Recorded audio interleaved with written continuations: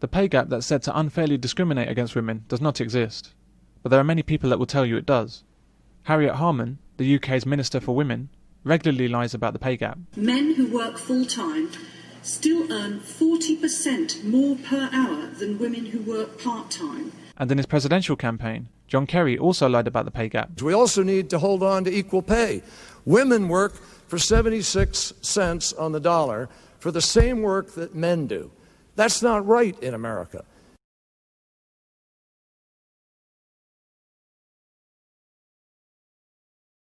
I think it's always going to be a big problem because, apart from anything else, women mostly have to work part-time. I mean, let's be realistic about what women can put into the workforce. Those women that want to have children and want to at least be at home with their children some of the time will never be able to have the earning capacity. Where you look at single women and married men, they do work at parity, they do get paid equally, but it's where women are having children. The reason that Kerry lied is for the same reason that Harman lies.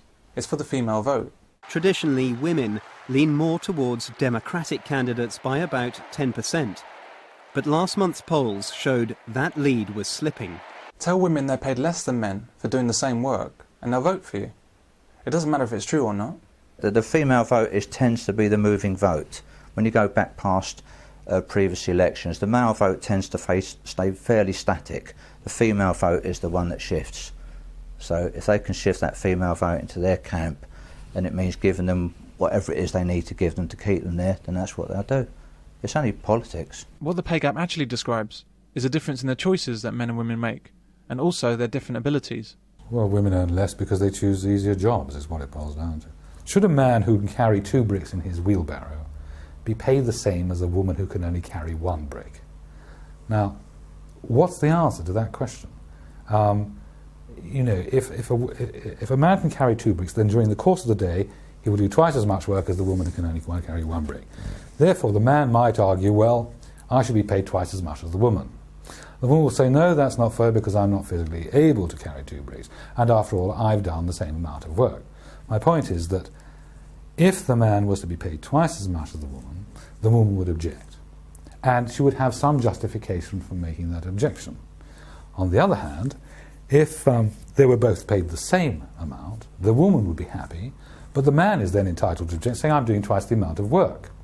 My point is, there is no solution. There is no amount of money where people wouldn't say, that's not fair. It's a question of balance. But there's nowhere to put the balance. There's nowhere to draw the line, which would be agreed upon by everyone. My wife, if you were to put us both out to work again now, I would probably look for work that was probably fairly demanding. I'd probably look for project work where you get stuck in, and I would earn a lot of money. My wife would be very happy to just get herself a little quiet office job or work down in one of those shops down there, because that's what will keep her happy. So therefore, I would always end up earning probably twice what my wife ever earned. My younger brother, he works in the city. He's on about 100,000 a year because he likes that type of world. His wife is a teacher, so she's on 30,000. He's on 100,000. Is that discrimination? No. His daughter thought, I'm going to work in the city like Dad. So she went up the city. She hated it. So she's out. She's teaching like Mum. What aggravates me is that a man who works in a sewer or does a more difficult job will get paid more money, hopefully, than a woman who does an easy and flexible job. And the problem arises when the woman then starts complaining, or women then start complaining, that because they've chosen the easier jobs and are getting paid less, that it isn't fair in some way. For example, I think something like 80–90% of the degrees in engineering go to men, whereas women tend to choose the more liberal studies. Well, the consequence is that men end up with higher paying jobs because they're doing jobs that are in greater demand and happen to pay more. Women could also do those jobs, but they choose not to do so. And yet they're forever complaining that they get paid less than men, but it is their choices that has resulted in that. An illustration of the choices that people make is when Canada tried to introduce comparable worth into all government jobs in the 1990s. Feminists complained that male construction workers were being paid a lot more than female office cleaners, but these jobs were classed by the Canadian government as being the same level of manual labour, and so they set a policy for all government contracts that cleaners should be paid the same as construction workers. What happened? Men saw that they could get the same money cleaning an office as they could breaking their backs in the streets in all weathers, and so they applied to become cleaners. In their hundreds. Women didn't become construction workers, however, because they didn't want to and couldn't do the work if they did. If women don't want to be working sort of waist deep in mud or getting their nails broken by bricks and things like that, why should they go into the construction industry? As a result, there was suddenly a huge shortage of construction workers and a huge surplus of office cleaners. Therefore, due to basic market forces, the salaries for construction workers went up and the salaries for cleaners went down, and so men went back to construction. That plan to tackle the pay gap has been quietly shelved by Canada.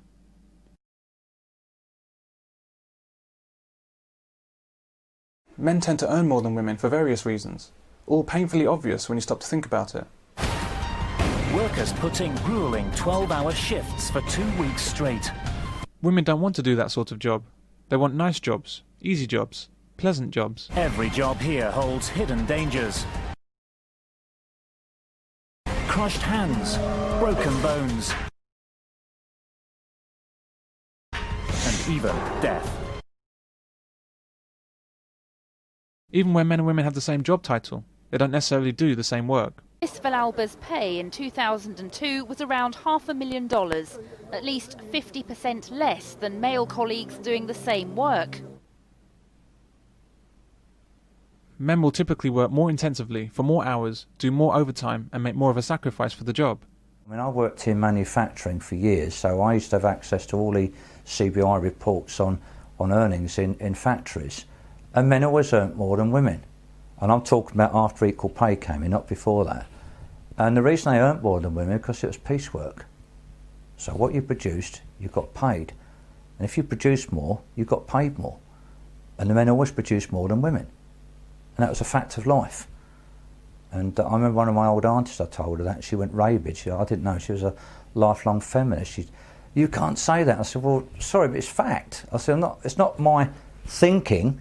I said, I only work on what I see, on facts. I said, and our facts that was throughout the whole company, whether it was cutting, closing or making departments, I said, men on piecework always work harder than women. It's just a fact, so that's why they earn more. So in the Minehead factory, where nobody worked that hard, blokes used to earn 200 a week and the women earn 150 on average, because the men produce a third more than the women.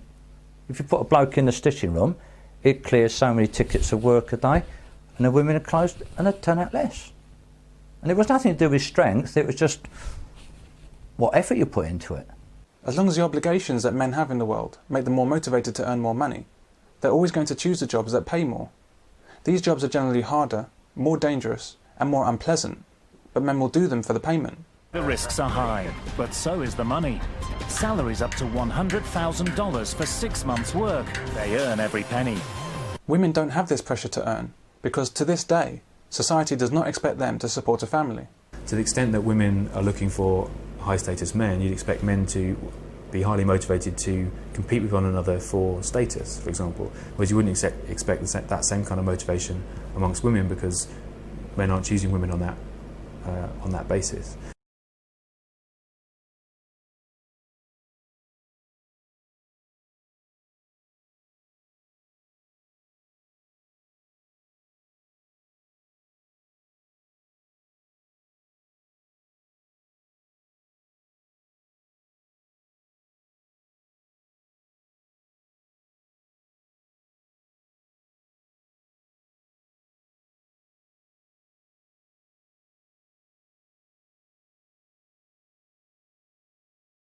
They prefer men who have more status and resources than they do.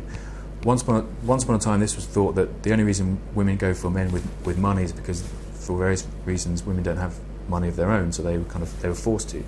But it turns out that even when women are financially independent, they're still looking for males who have more money than they do.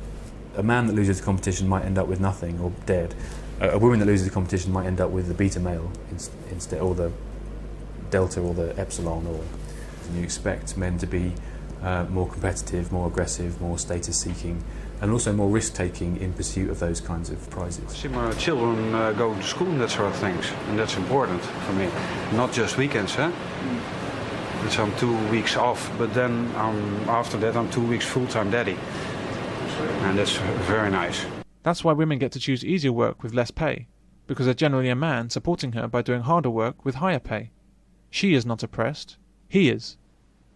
It was about 5 years ago, was a woman being interviewed about opportunities, and she said it wasn't fair because she said men don't have to make any decisions, they just go to work. She said, but it's not fair because women have to make their mind up on what they're going to do. She said, I don't know whether I should stay at home, go to work, or do it 50-50. For many women, the main reason for opting out of work is that they realise a high-powered, high-stress career isn't the life that they want. Maternity provides an escape hatch that paternity doesn't. Another reason why men often get paid more than women in the same job is negotiating skills. Men will ask for higher payment and will bargain hard for it. Women are generally far less assertive when it comes to salary negotiations. If you're looking at a capitalist society, you want fodder, which are the people who are going to do the work. As long as you employ women, you have a very malleable force, and you have a force that you can pay a lot less. I was in a job where another guy that I started with was earning more than me in the same role. The reason he got more was because he did a better job of negotiating his salary at interview. I didn't look elsewhere for reasons why I received less, because I knew the fault lay with me. Women don't seem to understand this basic rule of employment. You'll be paid the least amount that you'll accept. In a market economy such as ours, if women could truly be paid less for doing the same work, companies would hire only women. Rather than a pay gap that exists and shouldn't, the real issue is a pay gap that should exist but doesn't. Women are often in the same job as men, but don't do the same job. They have the same job title and receive the same pay, but every man that works with her knows that it's not the same as working with a man. For example, in the army, women take substantially fewer risks than men, yet they're paid the same. That's why these shots are quite amusing. There are virtually no female soldiers that require body armour, let alone female journalists. This guy's probably wondering why she's wearing body armour so far from the fighting. Women are not required to undertake frontline roles, and they're restricted from going anywhere near the most dangerous areas. As a predictable result, men get killed and women don't. But there are no protests from female soldiers, or women in general, about this lack of equality. They seem quite okay with it. And yet these women expect the same opportunities for promotion as men. They expect to achieve the ranks that empower them to send men into combat, whilst they stay safe. And if they don't get promoted as often as men, of course they sue for sex discrimination. In the army, women are not put in the front line, but they expect to be paid the same. I mean, I think that's outrageous, actually. And yeah, they're not protesting about that, which is surprising, because I mean... Why is it surprising? What I mean is, it proves it's not a search for equality, it's a search for benefits. No, it's not a search for... It's never been a search for equality. Often claimed... Yeah, no, I don't think so either, but it has often been claimed that... No. For example, if you're a white man and want to become a policeman in London, you have very little chance of it, no matter how good your qualifications and aptitude. If you're a woman, however, the barest minimum educational and physical standards are required to walk into a job. This is to increase female representation in the police force. But why? What does a woman bring into the police force that's so special that it must be supported with affirmative action?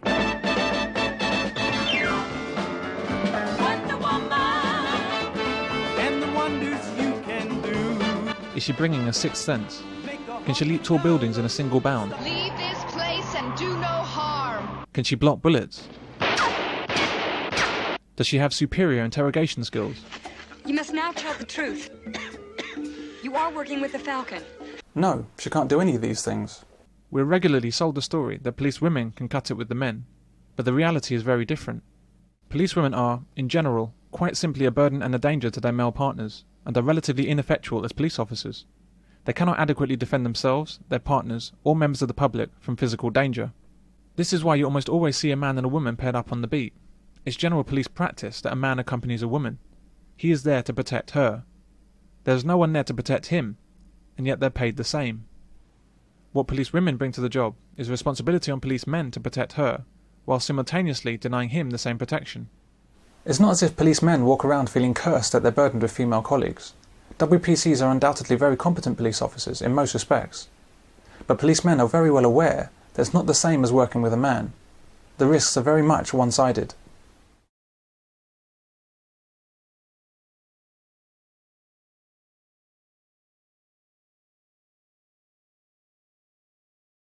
If there's a riot, where is she? The police baton charge. Well, there she is, trying to get a view of the action safely behind the men. When a door needs to be kicked down, what can she do? Well, she can hold his hat. These women are paid the same, but are only capable of a fraction of the work, and only take a fraction of the risk. The proof that police women do not do the same work as police men is in this simple fact.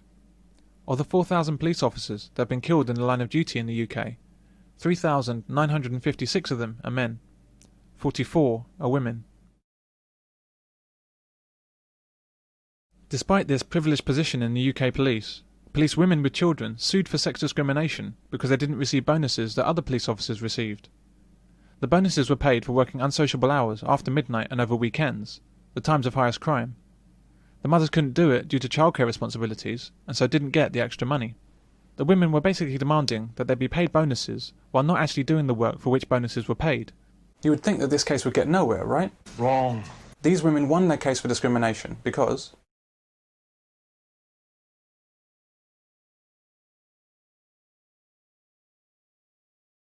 if the work in the daytime is just as hard and dangerous as the work after midnight, why are there bonuses for night work? If women really do perform work that's just as hard and dangerous as that carried out by the men, why are police men almost 100 times more likely to be killed on duty than police women? The tribunal also found that no, they don't. Policies that require individuals to work unsocial hours has a positive effect on reducing crime. Policies that require individuals to work unsocial hours has a positive effect on those officers, male and female, that are willing and able to do the work. They get bonuses. Policies that require individuals to work unsocial hours is actually beneficial to mothers because it enables them to be employed as police officers even though they're not able to work the full range of hours required to do the job. These women should be grateful that men are willing to do the hours that they can't. They shouldn't begrudge the bonus payments, and certainly shouldn't seek to receive them undeservingly. Without these policemen working late, what would we be left with? Police officers that couldn't work after dark, on weekends or during school holidays. Police officers who have to be home early to pay the babysitter. Police officers not on the beat, but on maternity leave. Motherhood is a choice, not an affliction. If a woman chooses to have children, then there are consequences to that choice, including consequences at work.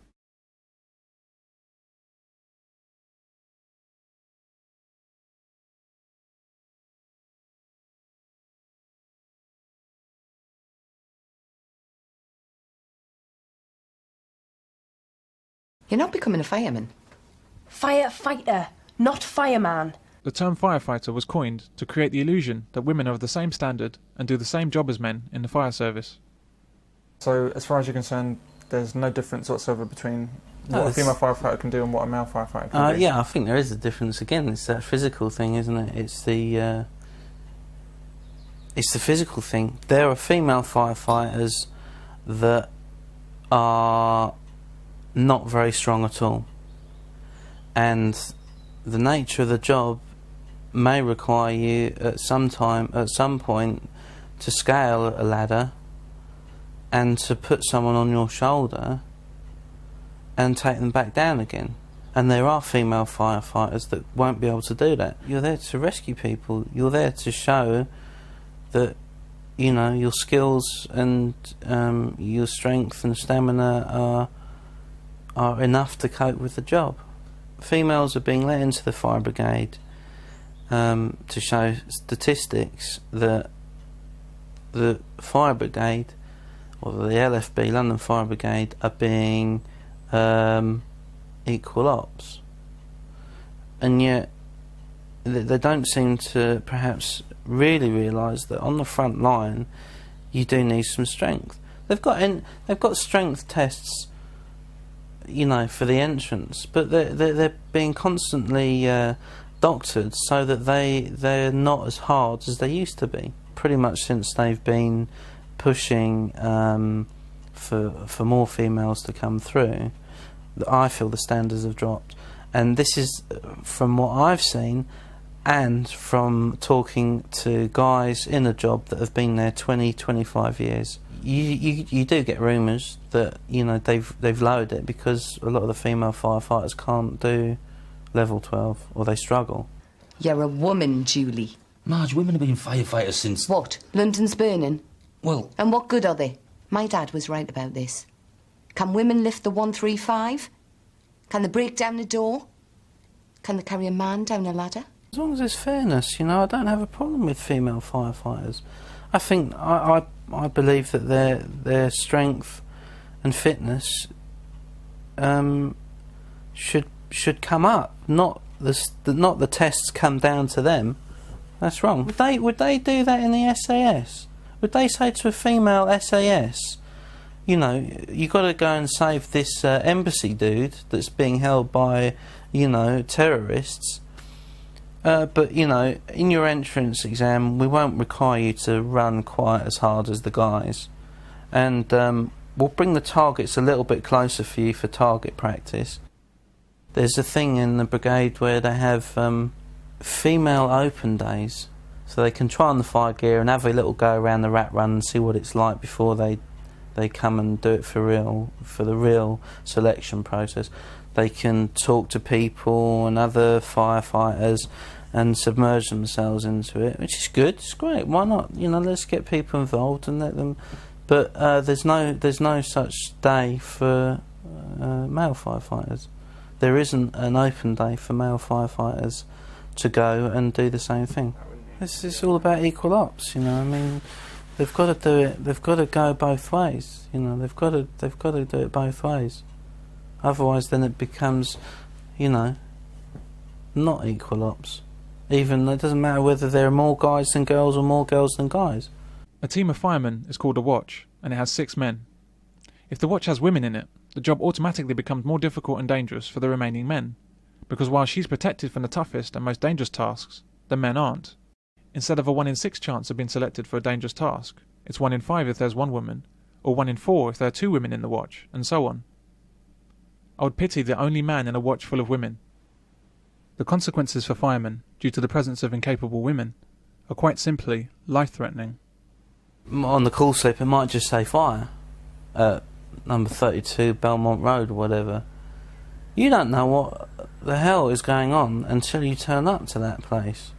And if you're the first appliance there, and you've got the driver, the officer in charge at the front, and 4 girls at the back, female firefighters, and there's a guy on the 1st or 2nd floor that is in desperate trouble, and he's got flames licking up his arse, and he needs to come out of that window. There's no other way from it to escape.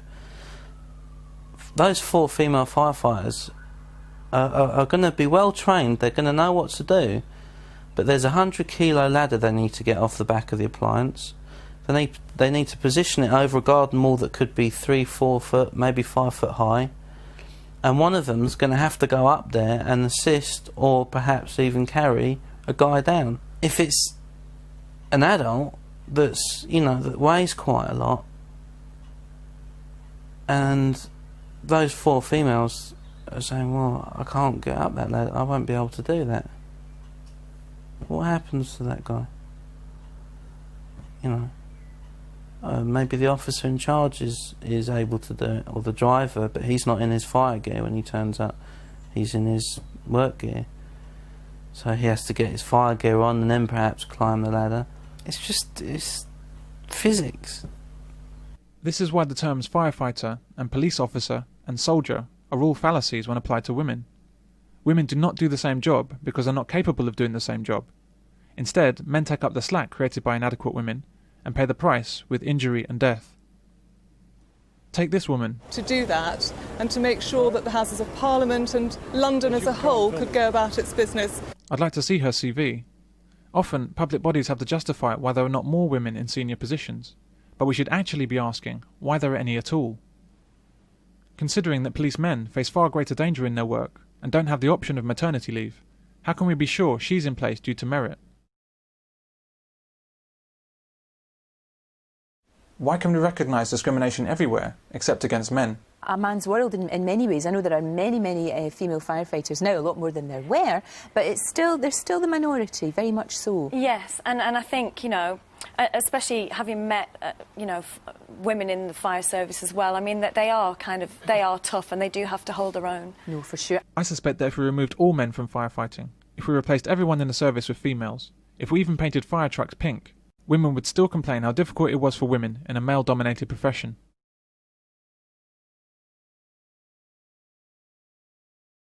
"343 firefighters were killed in the World Trade Center on September 11th, 2001.